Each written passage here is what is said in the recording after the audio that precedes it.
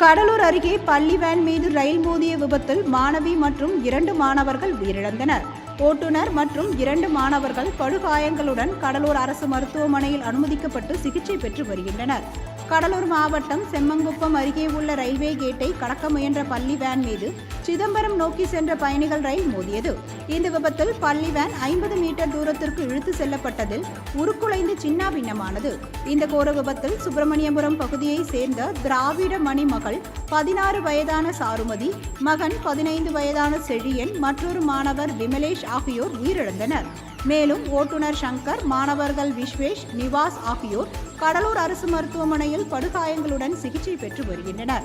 இந்த நிலையில் ரயில் வருவது தெரிந்தும் வேன் ஓட்டுநர் கூறியதை கேட்டு ரயில்வே கேட்டை திறந்ததே விபத்திற்கு காரணம் என்று தெற்கு ரயில்வே விளக்கமளித்துள்ளது.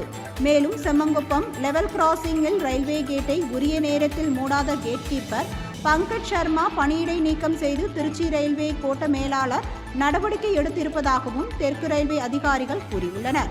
இதனிடையே இந்த விபத்து குறித்து காவல்துறையினர் வழக்கு பதிவு செய்து கேட் கீப்பர் பங்கஜ் சர்மாவை கைது செய்தனர். இதனிடையே உயிரிழந்த மாணவர்களின் குடும்பங்களுக்கு தெற்கு ரயில்வே சார்பில் தலா 5 லட்சம் ரூபாய் நிதியுதவி அறிவிக்கப்பட்டுள்ளது. மேலும் விபத்தில் காயமடைந்தவர்களுக்கு தலா 2.5 லட்சம் ரூபாயும், லேசான காயமடைந்தவர்களுக்கு 50,000 ரூபாயும் நிவாரணம் அறிவிக்கப்பட்டுள்ளது. இந்த விபத்தில் உயிரிழந்தவர்களின் 2 பேர் ஒரே குடும்பத்தை சேர்ந்தவர்கள் என்பது குறிப்பிடத்தக்கது. இச்சம்பவம் அப்பகுதியில் சோகத்தை ஏற்படுத்தியுள்ளது.